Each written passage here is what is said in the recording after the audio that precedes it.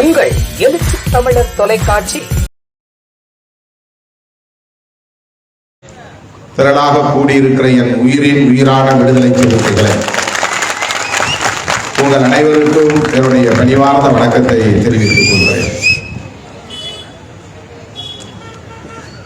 மாலை 3 மணிக்கு இந்த ஆர்ப்பாட்டத்தை நடத்துவதாக நாம் அறிவித்திருந்தோம். 3 மணிக்கு நாம் தொடங்கியிருந்தால் 5 மணிக்கு இதை நிறைவு செய்திருக்கலாம். தவிர்க்க முடியாத காரணங்களால் சற்று காலம் தாழ்ந்து நாம் இந்த ஆர்ப்பாட்டத்தை தொடங்க நேர்ந்திருக்கிறது. தொடர்ந்து நான் சுற்றுப்பயணத்தில் இருப்பதனால்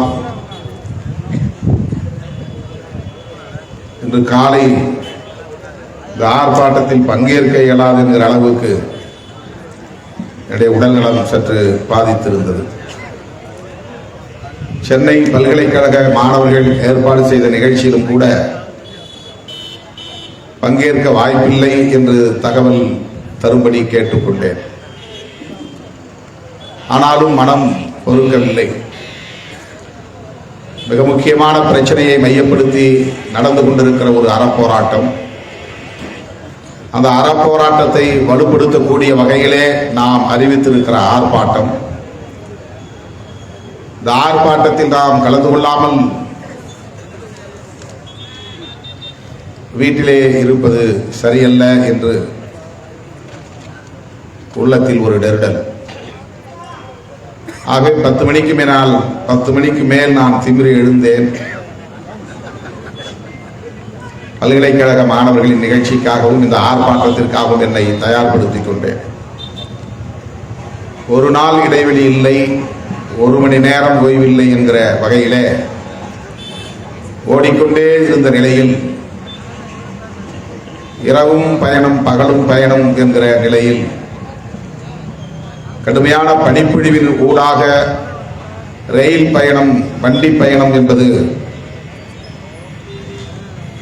நீர்கோர்ப்பு, தலைவலி, காய்ச்சல் என்று நேற்று நள்ளிரவே எனக்கு அந்த பாதிப்பு இருந்தது.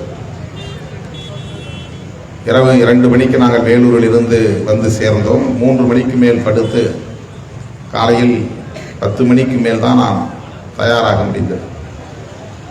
ஆகவே மாலை 3 மணி அளவில் நடைபெறுவதாக அறிவிக்கப்பட்டிருந்த இந்த ஆர்ப்பாட்டத்தை நாம்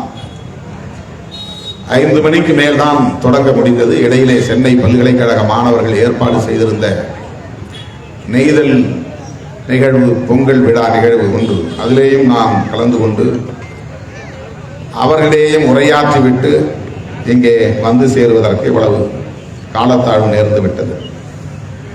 மழை பெய்தாலும் பெய்யும் என்கிற நிலையிலே மேடை மற்றும் நாற்காலி ஆகியவற்றை இணைத்து பந்தல் போடும்படி நான் கேட்டுக்கொண்டேன்.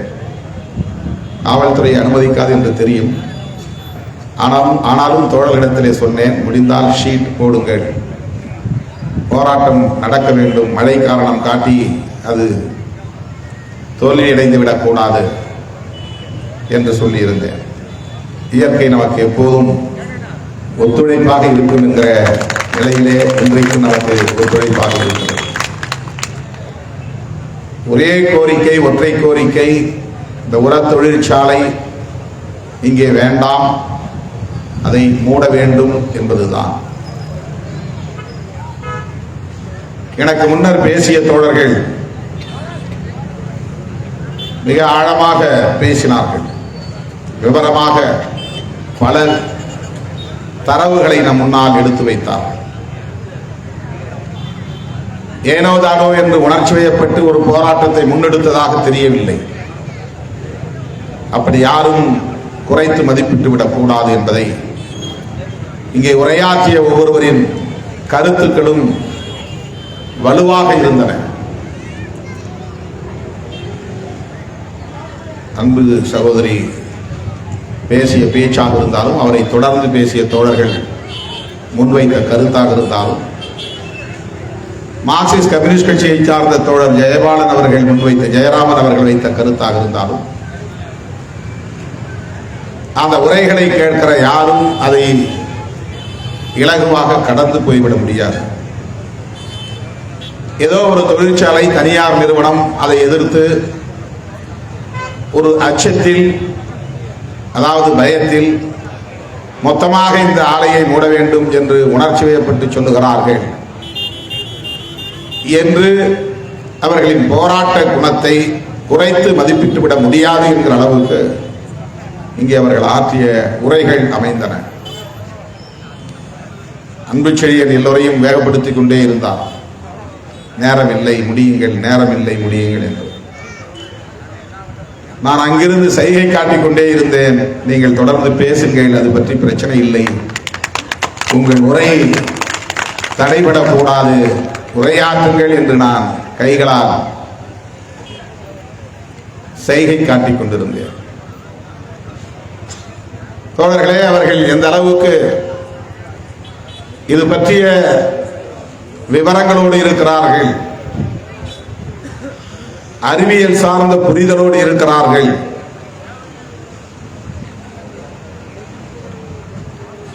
எப்படி இந்த போராட்டத்தை அவர்கள் கட்டமைத்து முன்னெடுத்து வருகிறார்கள் என்பதை நமக்கு இந்த உரைகள் வெளிச்சம் போட்டு காட்டியிருக்கின்றன.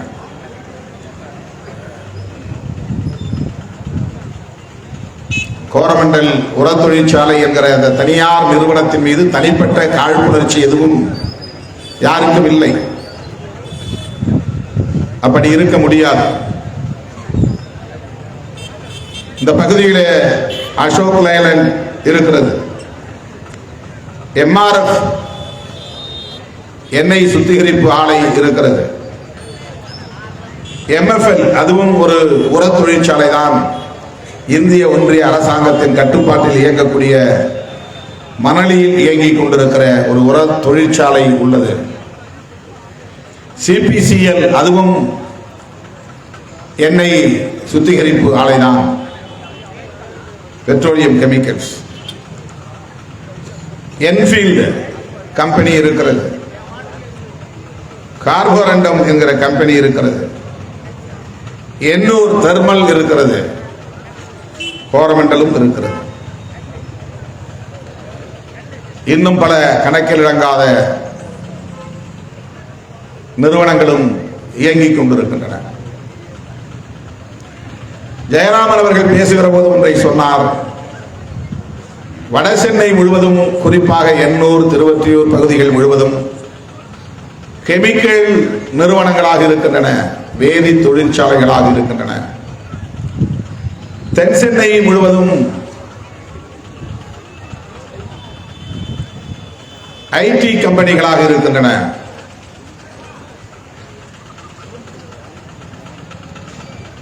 இது ஏன், இந்த ஓரவஞ்சனை ஏன்?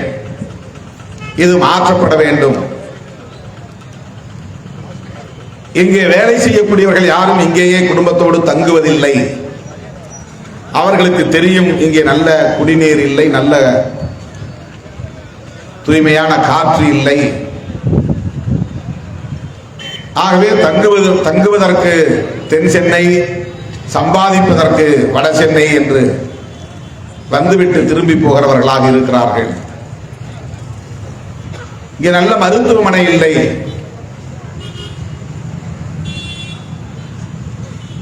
நல்ல கல்வி நிலையங்கள், கல்லூரிகள் இல்லை, மருத்துவ கல்லூரிகளோ அல்லது இதர கலை அறிவியல் கல்லூரிகளோ நல்ல கல்லூரிகள் இல்லை. தொழில் கல்விக்கான கல்வி நிறுவனங்களோ ஏதும் இல்லை. கழிவுகளுக்கான வேதி நிறுவனங்கள் மட்டும்தான் இங்கே நிறைந்திருக்கின்றன என்கிற யதார்த்தமான உண்மையை, நடைமுறை உண்மையை எடுத்துரைத்தார்.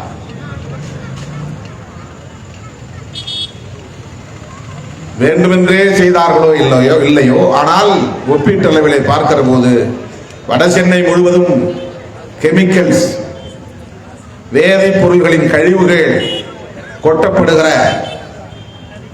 கம்பெனிகளாக, நிறுவனங்களாக இருக்கின்றன. இப்படிப்பட்ட இடத்தில் தான் நல்ல மருத்துவமனைகள் இருக்க வேண்டும். ஆனால் நல்ல மருத்துவமனைகள் இல்லை. இது எவ்வளவு கசப்பான உண்மையாக இருக்கிறது என்பதை நாம் எண்ணி பார்க்க கடமைப்பட்டவர்களாக இருக்கிறோம். கோரமண்டல் உர தொழிற்சாலையை நாம் எதிர்த்து போரிடுவது போல MFL உர தொழிற்சாலையை எதிர்த்து மக்கள் போராடுகிறார்களா என்ற கேள்வியை நான் தோழர்களிடத்திலே எழுப்பினேன். மணலி பகுதியிலும் இந்த குமுறல் இருக்கிறது. அவ்வப்போது போராடி கொண்டுதான் இருக்கிறார்கள். அங்கேயும் மக்கள் இது போன்ற பாதிப்புகளுக்கு ஆளாகி கொண்டுதான் இருக்கிறார்கள்.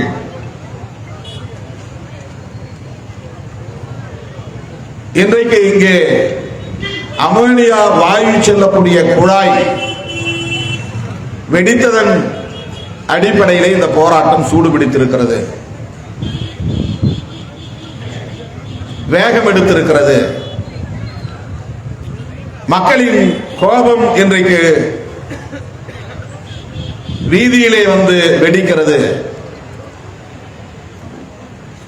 ஆகவே இங்கே போராடுகிறோம், அங்கே போராடவில்லை என்ற பார்வை தேவையில்லை. வடசென்னை பகுதிகளில் பாதிக்கப்படுகிற மக்கள் அனைவரும் இதே நிலையில்தான், இந்த குமுறலோடு தான் இருக்கிறார்கள் என்பதை தோழர்கள் எடுத்துச் சொன்னார்கள்.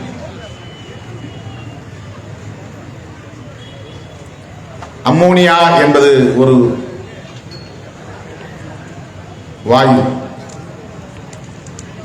வாயு கலவை, ரெண்டு கேஸ் சேர்ந்து ஒரு வாயுவாக இருக்கிறது. நைட்ரஜன் என்பதும் ஹைட்ரஜன் என்பதும் தனித்தனியான வாயுக்கள். ஏர் என்பது காற்று, கேஸ் என்பது வாயு. இது வேதிப்பொருள்கள் இணைந்து உற்பத்தியாகக்கூடியவை. அழுகும் தாவரங்களில் இருந்து அம்மோனியா உற்பத்தியாகும். அழுகும் பிணங்களில் இருந்து கூட, உடல்களில் இருந்து கூட உற்பத்தியாகும்.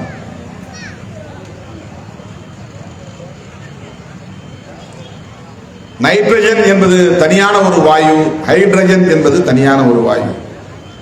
ஹைட்ரஜனும் ஆக்சிஜனும் சேர்ந்தால் நீர், குடிநீர் ஆகிறது. ஹைட்ரஜனும் நைட்ரஜனும் சேர்ந்தால் அம்மோனியாவாகிறது. 3 மடங்கு ஹைட்ரஜன் என்கிற வாயும் 1 மடங்கு நைட்ரஜன் என்கிற வாயும் சேருகிற போது அம்மோனியா என்கிற வாயு உற்பத்தி ஆகிறது. உலக அளவில் அது மனித உடலுக்கும் உயிருக்கும் தீங்கு விளைவிக்கக்கூடிய ஒரு பாய்சனஸ் சப்ஸ்டன்ஸ் என்று அறியப்பட்டிருக்கிறது.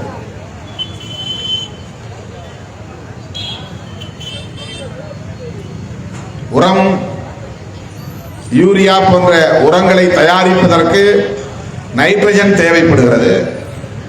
நைட்ரஜன் என்பது தாவரங்களுக்கு மிக முக்கியமான உயிர் சத்து.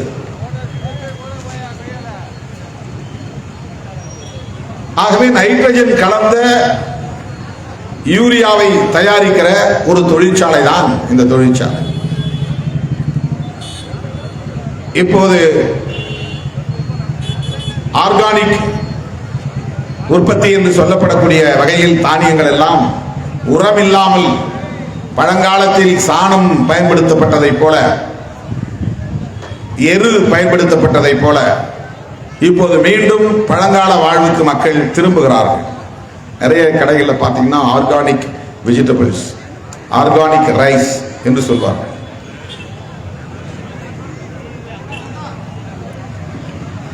எனக்கு தெரிந்து நான் சிறுபிள்ளையாக இருந்த காலத்தில் எங்கள் ஊரில் விவசாயம் நடக்கும்போது 1-2 பணக்காரர்கள் மட்டும்தான் நஞ்சை வயல்களில் உரம் போடுவார்கள். மற்றபடி எல்லோரும் உரம் போடுவதில்லை. ஒவ்வொருவருடைய வீட்டுக்கு பின்னாலும் எரு சேர்ப்பதற்கு எரு குழி இருக்கும், குப்பை குழி. அவர் வீட்டுக்கு பின்னால் அவர் வாசலில் கூட்டி அள்ளுகிற குப்பைகளை கொண்டு போய் போட்டு வைப்பார்கள். ஆடு மாடு வளர்க்கிறவர்களாக இருந்தால் ஆட்டு புழுக்கைகளையும் மாட்டு சாணத்தையும் அள்ளிக்கொண்டு போய் அந்த குப்பை குழியிலே போட்டு வைப்பார்கள். ஒரு ஆண்டுக்கு அது அதே இடத்திலே இருந்து மக்கி எருவாக மாறிவிடும். பிறகு அதை வண்டியிலே அள்ளிக்கொண்டு போய் நிலத்திலே முட்டு முட்டாக கொட்டி வைப்பார்கள். 1/2 ஏக்கரோ 1 ஏக்கரோ பயிர் வைக்கக்கூடிய இடங்களில் மாட்டு வண்டியிலே அள்ளிக்கொண்டு போய் முட்டு முட்டாக கொட்டி வைப்பார்கள். விவசாயத்திற்கான மழை பொழிந்தவுடன் அந்த எரு எல்லாம் ஒரு வெட்டி கூடையிலே அள்ளி தலைக்கு மேலே தூக்கி பிடித்து சுற்றுவார்கள். அந்த எரு நிலம் முழுக்க பரப்பப்படும். அதன் பிறகு ஏரோட்டி மண்ணிலே எருவை கலக்க செய்வார்கள். அவ்வாறு ஏரோட்டிய பிறகுதான் விதையோ பயிரோ நடுவது. அந்த எருதான் பயிருக்கு உரமாக இருந்தது. நல்ல விளைச்சல் தரும். மாட்டு சாணம், ஆட்டு புழுக்கை, வீட்டு குப்பைகள், காய்கறியிலிருந்து வெட்டி போடக்கூடிய கழிவுகள், தழைகள், சருகுகள், இவையெல்லாம் ஒரே இடத்தில் போட்டு வைக்கிற போது ஒரு வருடத்திற்குள்ளாக அவையெல்லாம் மக்கி மாவாக மாறிவிடும், நல்ல உரமாக மாறிவிடும். பசுமை புரட்சி என்கிற பெயரால் நாடு முழுவதும் உரம் தயாரித்து உரத்தை அரசாங்கமே மானியத்தில் கொடுத்து அவனுக்கு தேவை கருப்பம் சாறு, கரும்பு தேவை, கரும்பை உற்பத்தி செய், உனக்கு கருப்பம் புல் இலவசமாக தருகிறேன் போடுவதற்கு, உரமும் இலவசமாக தருகிறேன் பயன்படுத்துவதற்கு. நல்ல விளைச்சலுக்கு பின்னர் இந்த கம்பெனியோடு நீ அக்ரிமெண்ட் போட்டுக்கொண்டு கொண்டு வந்து வெட்டி கொண்டு வந்து கொடுத்து விட்டு போ. சுகர் மில் உருவான உடனே சுகர் மில்லுக்கு சர்க்கரை ஆலைக்கு தேவையான உற்பத்தி விவசாயத்திலே திணிக்கப்பட்டது. மக்காச்சோளம் தேவை என்றால் மக்காச்சோளத்தை விவசாயம் செய்ய சொல்லி மக்களிடத்திலே திணிக்கிறார்கள். மக்கள் தாம் விரும்பிய விவசாயத்தை ஒரு காலத்தில் செய்து கொண்டிருந்தார்கள். அப்போது உள்ளூர் சந்தைகள் மட்டும்தான் இருந்தன. கிராமங்களிலே சந்தைகள் இருக்கும். 10 கிராமங்களில் விளைந்த அனைத்தும் ஒரு வாரம் சந்தையில புதன்கிழமையோ ஞாயிற்றுக்கிழமையோ சந்தை போடுவார்கள். கீரையில் இருந்து காய்கறியில் இருந்து அத்தனை விளைச்சலும் கொண்டு வந்து அங்கே வைப்பார்கள். மக்கள் வாங்கி கொண்டு போவார்கள். உள்ளூர் சந்தை தேவைப்படுகிற, உள்ளூர் சந்தைக்கு தேவைப்படுகிற தானியங்களையோ காய்கறிகளையோ பயறு வகைகளையோ வேர்க்கடலையோ மக்கள் தயாரிக்கிற போது உரம் தேவைப்படவில்லை. உலக சந்தைக்கு தேவைப்படுகிறது.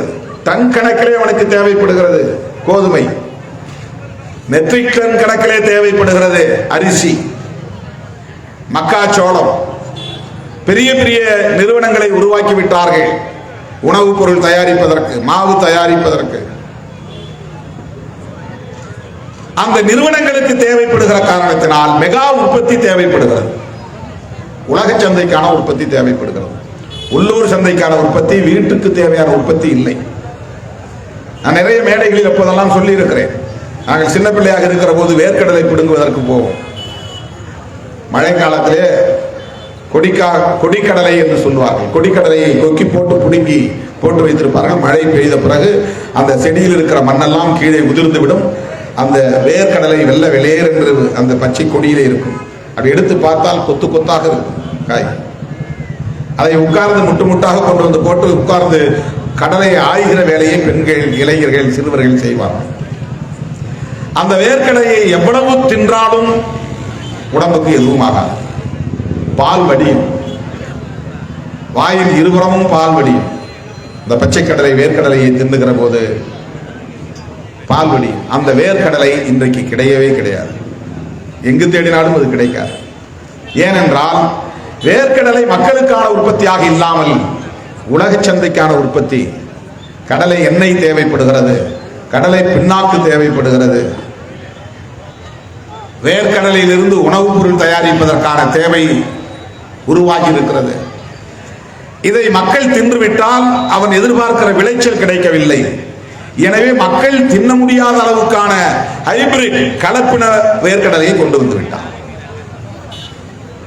இப்ப இருக்கிற வேர்க்கடலையை 10 கல்ல தின்னா கூட உங்களுக்கு மயக்கம் வந்துடும், வயிற்ற புரட்டும். பச்சைக்கல்லை தின்ன முடியாது. வறுத்த கடலை கூட நிறைய சாப்பிட முடியாது. அவிச்ச கடலையா இருந்தா கூட கொஞ்சம் தான் சாப்பிட முடியும்.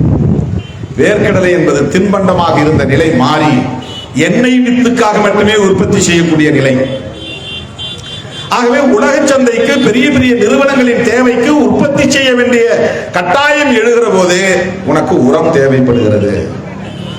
ஒரு ஏக்கருக்கு இத்தனை டன் நெல் தேவைப்படுகிறது, ஒரு ஏக்கருக்கு இத்தனை டன் மக்காச்சோளம் உற்பத்தியாக வேண்டும், ஒரு ஏக்கருக்கு இத்தனை டன் கரும்பு உற்பத்தியாக வேண்டும் என்று அவன் தீர்மானிக்கிறான். அப்படி இருந்தால்தான் அந்த சுகர் மில், சர்க்கரை ஆலையை அவன் மிகப்பெரிய அளவில் கோடிக்கணக்கிலே பணத்தை போட்டு இன்வெஸ்ட் பண்றான். ஏக்கர் கணக்கிலே நிலத்தை பிடிக்கிறான், நிறைய கட்டிடங்களை கட்டுகிறான், நிறைய எந்திரங்களை கொண்டு வந்து வைக்கிறான். அதற்கு நிறைய மின்சாரம் தேவைப்படுகிறது, நிறைய ஆட்கள் தேவைப்படுகிறது, நிறைய அதிகாரிகள் தேவைப்படுகிறார்கள். ஆட்களுக்கு அதிகாரிகளுக்கு சம்பளம் தர வேண்டும், அந்த எந்திரங்களை மெயின்டெனன்ஸ் பராமரிக்க வேண்டும். அந்த ஆலை முழுவதும் ஒளி வெள்ளத்தில் எப்போதும் மூழ்க வேண்டும், இருட்டா இருக்கக்கூடாது. இப்ப மின்சாரம் தேவைப்படுகிறது, அந்த பகுதியில் குடிநீர் தேவைப்படுகிறது, இதர தேவைகளுக்காகவும் நீர் தேவைப்படுகிறது. பெரிய பெரிய ராட்சத போர்வெல் போட்டாக வேண்டும். ஒரு கம்பெனி இருக்கிற இடத்துல வாட்டருக்கு ராட்சத போர்வெல் போட்டாகும்.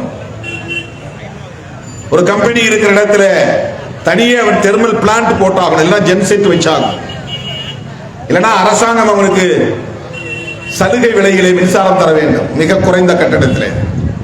பல கம்பெனிகளுக்கு இலவசமாகவே மின்சாரம் தருகிறான், கட்டணமே இல்லாமல் தருகிறான். ஏராளம் மின்சாரம் தேவைப்படுகிறது. இவ்வளவையும் அவன் சரி செய்ய வேண்டுமானால் அவனுக்கு தேவையான விளைச்சல் வர வேண்டும், உற்பத்தியாக வேண்டும். உற்பத்தியிலிருந்து உலக சந்தையிலே அவனுக்கு அது விற்பனையாக வேண்டும், அதிலிருந்து அவனுக்கு லாபம் கிடைக்க வேண்டும். இல்லைன்னா அவனுக்கு அந்த தொழில் அவன் செய்ய முடியாது. இப்படி மெகா நிறுவனங்களை உருவாக்குவதற்கென்று உலக வங்கிகள், இன்டர்நேஷனல் மானிட்டரி ஃபண்ட், IMF போன்ற நிதி நிறுவனங்கள், வேர்ல்ட் பேங்க் போன்ற உலக வங்கிகள், இன்னும் பல தேசிய வங்கிகள், என் புள்ள படிக்கணும் ஸ்காலர்ஷிப் கொடு, கடன் கொடுனா கொடுக்க மாட்டான். ஒரு பெட்டி கடை திறக்கணும், ஒரு 50,000 கடன் கொடுனா கொடுக்க மாட்டான். அதுக்கு நிறைய நீ கொலாட்ரல் கொண்டு வா, எப்படி திருப்பி தருவேன், 50,000 திருப்பி தருவியான்னு கேள்வி 1000 கேள்வி கேட்டுப்பா, திருப்பி அனுப்பிச்சிடுவான். 1 லட்சமோ 2 லட்சமோ கூட வாங்க முடியாது.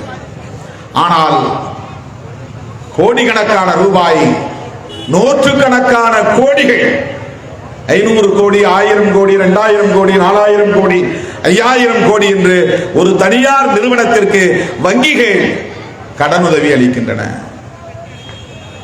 ஏன்னா அவனுக்கு தேவை மெகா நிறுவனங்கள், மெகா உற்பத்தி, அவை அனைத்தும் உலக சந்தைக்கான தேவை. உலக சந்தை என்னன்னா நாடு விட்டு நாடு அவன் அனுப்பணும், அதான் உலக சந்தை. மாட்டுக்கறினாலும் கூட மெகா உற்பத்தி தான் வேணும். அப்பப்போ உள்ளூர்ல கடை வச்சு அங்கங்க நான் வெட்டி வெட்டி வாங்கிட்டு வந்தோம்ல, அதெல்லாம் இல்லை, ரொம்ப கம்மியாயிடுச்சு. பெரிய பெரிய கசாப்பு கடைகளை உருவாக்குகிறார்கள், எல்லாத்தையும் எந்திரமயமாக்குகிறார்கள். தோல் உரிக்கிறதும் எந்திரம், கறியை வெட்டுறதும் எந்திரம், சுத்தம் பண்றதும் எந்திரம், அதை பேக்கிங் பார்சல் செய்வதும் எந்திரம். அதை வெளிநாட்டுக்கு அனுப்புவோம். அந்த தொழில நிறைய பார்ப்பனங்களை செய்கிறார்கள். இங்க பசுவதை கூடாதுன்னு போராட்டம் நடத்துறான். வெளிநாடுகளுக்கு மாட்டுக்கறி ஏற்றுமதி நடத்துவதில் முன்னணியில் இருக்கிறான்.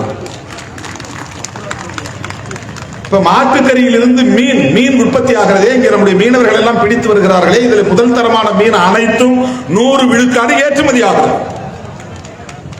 தரமான மீன்கள் நமக்கு கிடைப்பதில்லை. இறால் மீன் எல்லாம் ரொம்ப சின்ன சின்ன சின்ன குட்டி குட்டியா இருக்கிற இறால் தான் நம்ம பார்த்துருக்கோம். பெரிய பெரிய இறால், ஒரு இறாலே ஒரு ஆள் சாப்பிட்டா வயிறு நிரம்பிடும். அந்த மாதிரி இறாலாம் ராட்சத இறால்கள்லாம் இருக்கு. இந்த இறால்கள் என்னைக்காவது நம்ம பார்த்துக்கிறோமா? நம்ம சமைச்சிருக்கிறோமா வீட்டில்?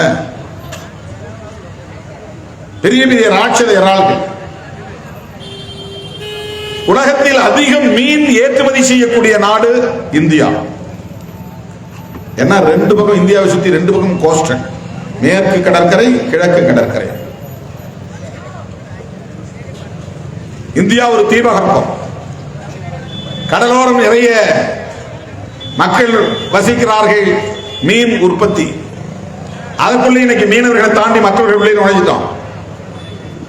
படகு, சிறு சிறு எந்திர மீன் பிடிப்பு படகுகள் எல்லாம் இன்றைக்கு அவர்கள் உற்பத்தி செய்கிறார்கள். ஆழ்கடலில் போய் மீன் பிடிக்கிறார்கள். நம்ம மீனவர்கள் கொஞ்சம் தூரம் தான் போயிட்டு வராங்க. ஆழ்கடலுக்கு போக முடியாது. இவ்வளவு மீன் எங்கே போகிறது என்றால் உலக சந்தைக்கு போகிறது. அதுதான் ஏற்றுமதி ஆவது, உலகத்தின் பல நாடுகளுக்கு அனுப்புவது.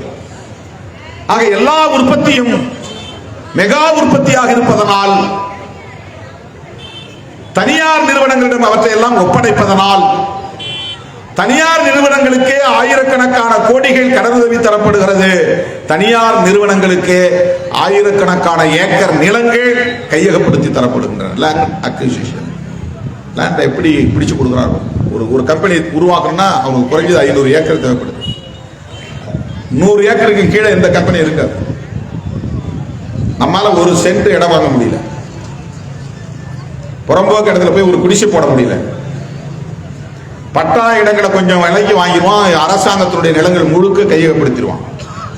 அதுக்குள்ள ஏகப்பட்ட நீர் நிலைகள் இருக்கும், சின்ன சின்ன குட்டைகள் இருக்கும், ஏரிகள் இருக்கும், குளங்கள் இருக்கும், எல்லாவற்றையும் தூர்த்து விடுவார்கள். காம்பவுண்ட் வால் போட்டுருவோம், 500 ஏக்கருக்கு சேர்த்து காம்பவுண்ட் வால் போட்டுருவோம். இவ்வளவு நிலங்களையும் மிக குறைந்த விலையிலே அரசாங்கங்கள் இந்த தனியார் நிறுவனங்களுக்கு கையகப்படுத்தி தருகின்றன.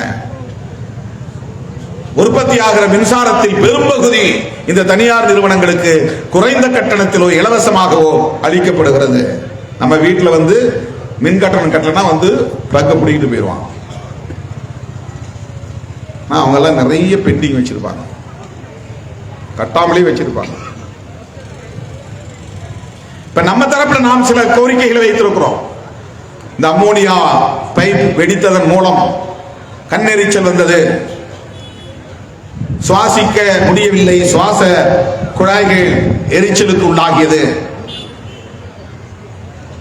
30-33 கிராமங்களை சார்ந்த மக்கள் உடனே சில மணி நேரங்களில் இங்கிருந்து உயிரை பாதுகாத்துக் கொண்டால் போதும் என்று அலறி அடித்துக் கொண்டு அகதிகளைப் போல வெளியே ஓட நேர்ந்தது.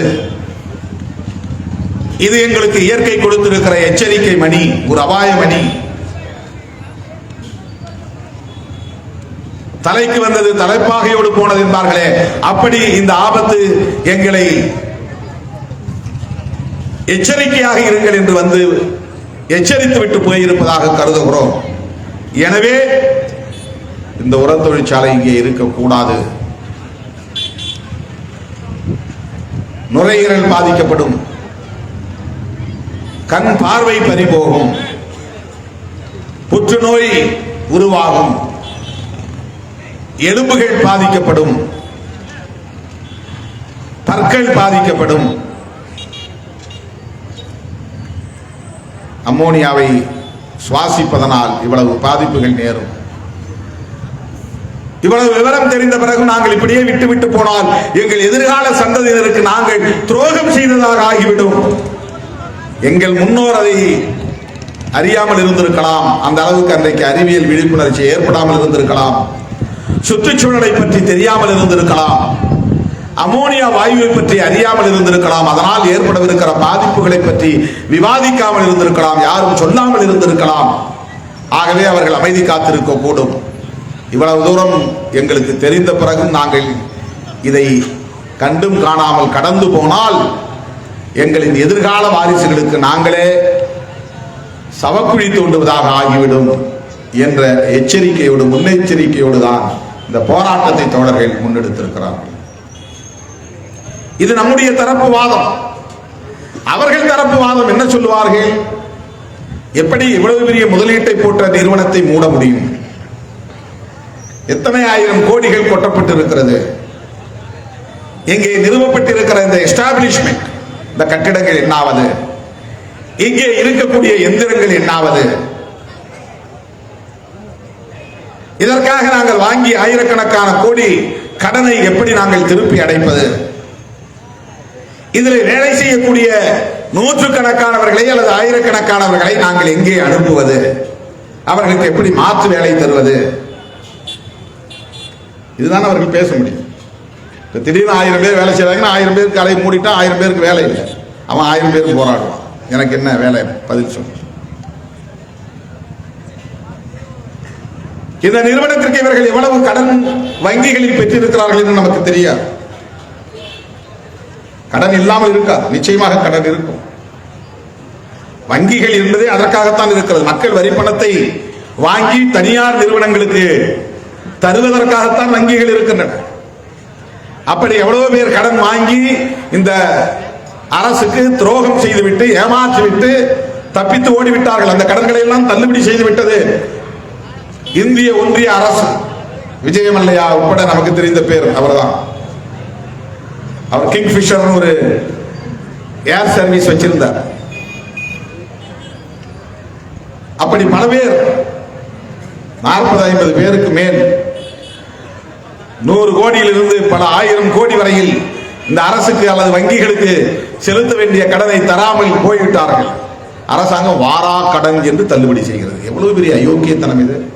வாரா கடன் என்று எப்படி மக்களுடைய பணத்தை, வரி பணத்தை ஒருவன் வாங்கி அவன் சொத்துக்களை சேர்த்து, அவன் 10 தலைமுறைக்கு உரிய சொத்துக்களை சேர்த்து வெளிநாடுகளில் போய் தஞ்சம் புகுந்து சொகுசாக வாழ்ந்து கொண்டிருப்பான். மக்கள் வரி பணத்தை வாரா கடன்கள் என்று எப்படி தள்ளுபடி செய்ய முடியும்? அதுதான் அரசு. அப்படித்தான் இங்கே எல்லாம் இயங்கிக் கொண்டிருக்கிறது. ஆகவே கோரமண்டல் உர தொழிற்சாலையை நிறுவுவதற்கு, நடத்துவதற்கு பிரம்மாண்டமாக ராட்சத டேங்க் கட்டி இருக்கிறார்களே, அதை கட்டுவதற்கு, அதிலே அம்மோனியா வாயுவை கொண்டு வந்து நிரப்புவதற்கு, அதை கப்பலிலே கொண்டு வந்து சேர்ப்பதற்கு, அதையெல்லாம் பராமரிப்பதற்கு இவர்களுக்கு கோடிக்கணக்கிலே செலவாகும். இல்லை என்று சொல்லுங்கள். ஒரு மாதம் பல கோடி ரூபாய் சம்பளமே ஆகும், பல கோடி ரூபாய் மெயின்டெனன்ஸ் ஆகும், பல கோடி ரூபாய் வட்டி கட்ட வேண்டிய நிலை இருக்கலாம், பல கோடி ரூபாய் கடனை திருப்பி செலுத்த வேண்டிய நிலை இருக்கலாம், 1000க்கும் மேற்பட்ட தொழிலாளர்களுக்கு பதில் சொல்ல வேண்டுமே என்கிற நெருக்கடி இருக்கலாம். எல்லாம் நமக்கு தெரியும். ஆனால் உங்களுக்கு ஏற்படவிருக்கிற அந்த நட்டத்தை விட ஆயிரக்கணக்கான மக்களின் உயிர் முக்கியமா இல்லையா என்பதுதான் கேள்வி.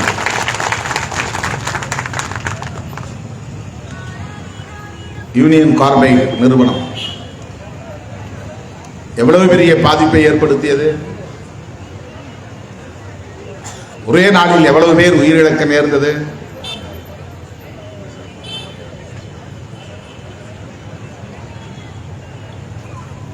அப்படி ஒரு நிலை இன்னொரு பகுதியிலே ஏற்பட்டுவிடக் கூடாது என்று அச்சப்படுவதிலே என்ன தவறு இருக்கிறது? அந்த அச்சம் வெறும் போபியா அல்ல, வெறும் கற்பனையால் வரக்கூடிய பயம் இல்லை. பேய் இருக்கிறது என்று நம்பினால் அது கற்பனை. பிசாசு இருக்கிறது, என்னை அடித்துவிடும், முனி இருக்கிறது, என்னை அடித்துவிடும் என்று பயந்தால் அது கற்பனையால் வருகிற பயம். அமோனியா வாயு கசிந்தால் உயிர் போய்விடும் என்று அஞ்சுவது கற்பனையால் வருகிற பயம் அல்ல, அறிவியல் சார்ந்த உண்மையில் இருந்து வருகிற பயம். இதை எப்படி நாம் இலகுவாக கடந்து விட முடியும்? இல்ல, அவங்க ரொம்ப பயப்படுறாங்க, அப்படிலாம் ஒண்ணு நடக்காது, பயத்தில் அப்படி சொல்றாங்க அப்படின்னு அவங்க சொல்லக்கூடும். பொதுவாக இப்படித்தான் எல்லா நிறுவனங்களும் சொல்லுகிறார். ஸ்டெர்லைட் ஆலையை எதிர்த்து மக்கள் அப்படித்தான் போராடினார். ஸ்டெர்லைட் ஆலையை மூடுவதற்கு எத்தனை ஆண்டுகள் தொடர்ந்து அங்கே போராட வேண்டியிருந்தது என்பதை நமக்கு வரலாறு சொல்லுகிறது. எத்தனை சட்ட போராட்டங்களை நடத்த வேண்டியிருந்தது என்பது ஒரு நீண்ட நெடிய வரலாறு.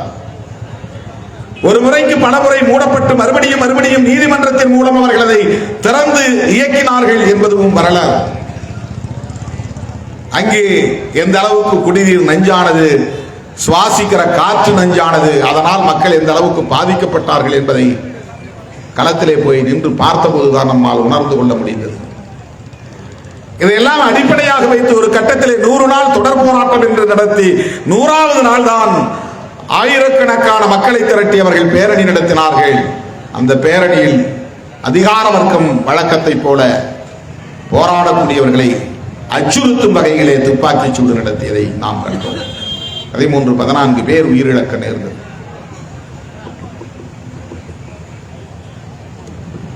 அதன் பின்னர் தான் ஸ்டெர்லைட் ஆலையை மூட முடிந்தது. இது வரலாறு.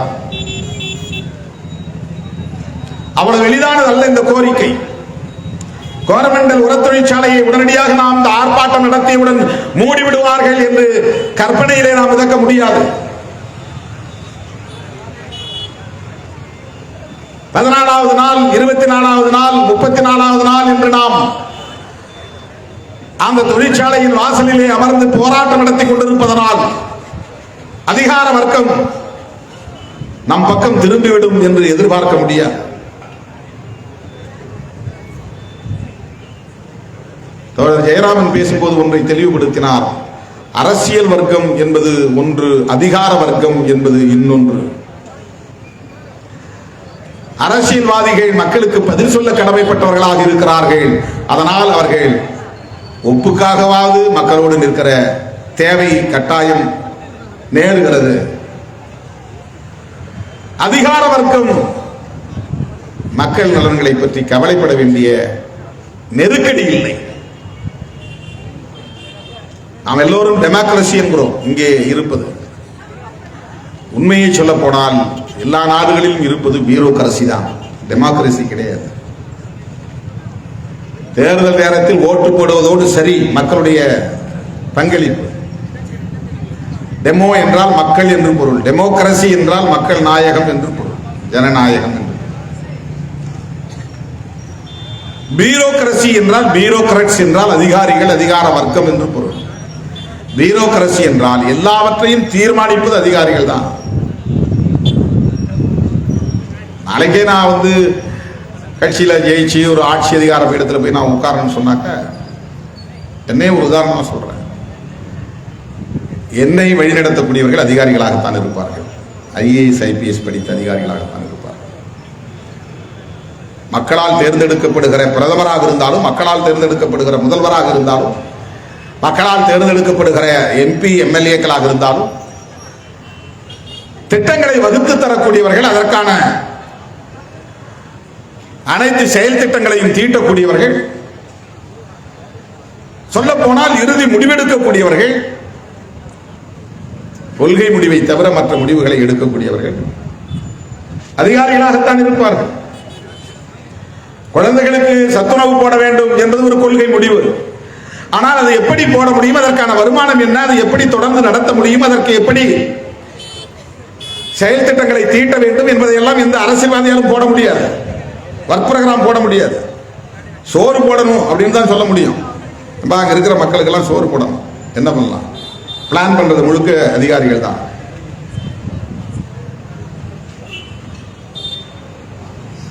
பெண்களுக்கு எல்லாம் 1000 ரூபாய் பணம் தரணும், அது கொள்கை முடிவு. பிளான் பண்றது அதிகாரிகள் தான்.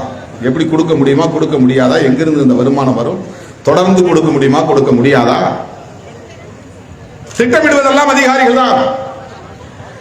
ஆகவே தனியார் நிறுவனங்களை கொண்டு வருவதாக இருந்தாலும், தனியார் நிறுவனங்களை வெற்றிகரமாக இயக்குவதாக இருந்தாலும், அவர்களுக்குரிய நிலங்களை கையகப்படுத்தி தருவதாக இருந்தாலும், அவர்களுக்கான கடனுதவிகளை வங்கிகளில் இருந்து பெற்றுத் தருவதாக இருந்தாலும், அவர்களுக்கு மின் இணைப்பு தருவதாக இருந்தாலும், அனைத்து முடிவுகளையும் அதிகாரிகள் தான் மேற்கொள்ளுகிறார்கள்.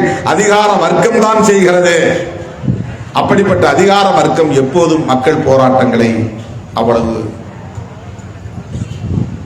பெரிய ஒரு பிரச்சனையாக கவனத்தில் கொள்வதில்லை. அரசியல்வாதிகள் தான் மக்கள் போராட்டங்களை கண்டு அஞ்சுவார்கள்.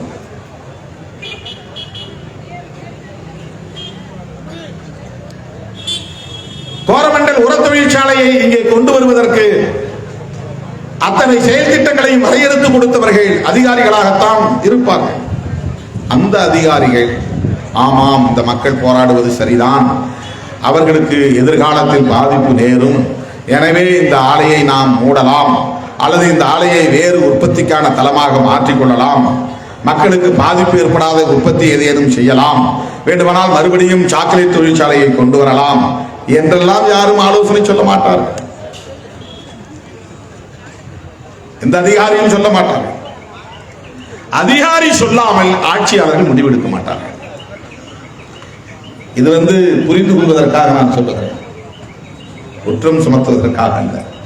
யதார்த்தத்தை புரிந்து கொள்ள வேண்டும். எந்த லாப நட்ட கணக்கும் போடாமல் பேசுகிறவர்கள் தான் விடுதலை சிறுத்தைகள். ஏன்னா நிறைய தலைவர்கள் போராட்டம் நடத்துறது கூட ஏதாவது ஒரு கணக்கு பண்ணி தான் போராட்டம் நடத்துவாங்க. இந்த ஏரியாவில் நாளைக்கு எலெக்ஷன் நிற்க போறோம்னா அங்க போய் கான்சென்ட்ரேட் பண்ணுவாங்க, அதுக்குரிய வேலைகள் அங்க செய்வாங்க. எம்எல்ஏக்கு நிற்க போறேன்னா அந்த தொகுதியில் போய் கான்சென்ட்ரேட் பண்ணி என்னென்னலாம் அங்கே செய்யணும்னு நினைக்கிறானோ முதல்ல ஒரு 2 வருஷத்துக்கு முன்னாடியே ஆரம்பிச்சிடும். அரிசியை கொண்டு போய் கொடுப்பான், பருப்பு கொண்டு போய் கொடுப்பான், என்னென்னவோ செய்வான். என்னடான்னா அவன் மைண்டுக்குள்ள இருக்கும், எம்எல்ஏ நிற்கணும், எம்பி நிற்கணும். விடுதலை சிறுத்தைகளுக்கு அந்த நோக்கம் ஒருபோதும் இருந்ததில்லை. பாதிக்கப்படுகிற இடம் எதுவாக இருந்தாலும், மக்கள் யாராக இருந்தாலும் அங்கே போய் மக்களோடு மக்களாக நின்று குரல் கொடுப்பதுதான், போராடுவதுதான் விடுதலை சிறுத்தைகளின் பண்பாடு. அன்றைக்கு நான் வந்தேன், பார்த்தேன். எண்ணெய் கசிவு நேர்ந்த போது நான் எங்கோ ஊர்களில் சுற்றி கொண்டே இருந்தேன், வந்து பார்க்க முடியவில்லை. இந்த மாதத்திலிருந்தே நீங்கள் கணக்கெடுத்துக் கொண்டால் 1ஆம் தேதி 2ஆம் தேதி கேரளாவிலே சுற்றுப்பயணத்தில் இருந்தேன். 3ஆம் தேதி சென்னையிலே நிறைய கட்சி நிகழ்ச்சிகள். 4ஆம் தேதி ஆர்ப்பாட்டம். இவிஎம் கூடாது, வெள்ள பாதிப்புக்கு தேசிய பேரிடராக அறிவிக்க வேண்டும் என்று தமிழ்நாடு முழுவதும் ஆர்ப்பாட்டம், சென்னையிலும் ஆர்ப்பாட்டம். அன்றைக்கு மாலையில் ஏராளமான நிகழ்ச்சிகள். 5ஆம் தேதி பெங்களூர் போனேன். 6ஆம் தேதி நிறைய நிகழ்ச்சிகள். 7ஆம் தேதி வாணியம்பாடி போய்விட்டு மறுபடியும் சென்னை வந்து விமானம் பிடித்து திருச்சிக்கு போய் அங்கே ஒரு மாநாட்டில் பேசிவிட்டு அன்று இரவே ட்ரெயினை பிடித்து இங்கே வந்து 8ஆம் தேதி வேலூருக்கு போய்விட்டு நள்ளிரவு இங்கே வந்து சேர்ந்து 9ஆம் தேதி உங்களோடு நிற்கிறேன். இந்த 9 நாட்களில் ஒரு நாள் கூட இடைவெளி இல்லை. 1 மணி நேரம் கூட எனக்கான ஓய்வுக்கு நேரம் கிடைக்கவில்லை. பயணத்திலேயே இருந்தேன். வாணியம்பாடிக்கு 7:15 மணிக்கு ட்ரெயினை பிடிக்க வேண்டும் என்றால் நான் 4:30 மணிக்கு எழும்ப வேண்டும். எழுந்து குளித்து விட்டு நான் ரயில்வே ஸ்டேஷனுக்கு வரணும். 3:30 மணி நேரம் பயணம். அங்க 1 மணி நேரம் தான் நிகழ்ச்சி. மறுபடியும் ட்ரெயின் பிடித்து 3:30 மணி நேரம் பயணம். இங்கிருந்து வேகமாக விமான நிலையம் போய் 1 மணி நேரம் பயணம். அங்கே போய் நிகழ்ச்சி மேடையிலே 1 மணி நேரம். பொதுக்கூட்டம் 10 மணிக்கு முடிந்தது. 10:45 ட்ரெயினை பிடித்து 3:30 சென்னையிலே வந்து சேர்ந்தோம். கிட்டத்தட்ட 24 மணி நேரத்தில் 2 மணி நேரம் மேடையில் உட்கார்ந்தது தான். மிச்ச நேரம் 22 மணி நேரம் பயணத்திலேயே இருந்தேன். ஒரு உதாரணத்திற்கு சொல்லுகிறேன், புரிந்து கொள்வதற்காக சொல்லுகிறேன். எந்த எதிர்பார்ப்பும் இல்லை, எந்த லாப நட்ட கணக்கும் இல்லை. ஆகவே இன்றைக்கு இந்த ஆர்ப்பாட்டத்தில் நாங்கள் பங்கேற்கிறோம் என்று சொன்னால் மீனவ பெருங்குடி மக்களின் வாக்குகளை குறிவைத்தோ அல்லது சிறுபான்மை சமூகத்தினரின் வாக்குகளை குறிவைத்தோ அல்லது இந்த பகுதியில் இருக்கிற மக்களின் ஆதரவை குறிவைத்து நாங்கள் நடத்தவில்லை. இந்த பாதிப்பு கூடாது, இதனால் இந்த மக்கள் முன்னெடுத்திருக்கிற போராட்டத்தில் நியாயம் இருக்கிறது என்கிற ஒற்றை அடிப்படையில் தான் இந்த போராட்டத்தில் நியாயம் இருக்கிறது. உங்களால் இவ்வளவு பெரிய இன்வெஸ்ட்மெண்ட்டை விட்டு போக முடியாதுன்னு சொன்னா தொழிலை மாத்திக்க, உரம் தயாரிக்க வேண்டாம். இங்க நிறைய வேலை, இங்கே ஒரு ஐடி கம்பெனி ஆரம்பிங்க. இந்த இடத்துல ஏன் சவுத் மெட்ராஸ்ல தான் ஐடி கம்பெனி இருக்கணுமா? கோரமண்டல் உர தொழிற்சாலை இருக்கிற இடத்துல ஒரு ஐடி கம்பெனி ஆரம்பிங்க. இல்லைன்னா ஒரு நல்ல கல்லூரி ஆரம்பிங்க. கோரமண்டல் மெடிக்கல் காலேஜ் ஆரம்பிங்க, கோரமண்டல் இன்ஜினியரிங் காலேஜ் ஆரம்பிங்க, இல்லைன்னா ஒரு டெக்னாலஜிக்கல் இன்ஸ்டிடியூட் ஆரம்பிங்க.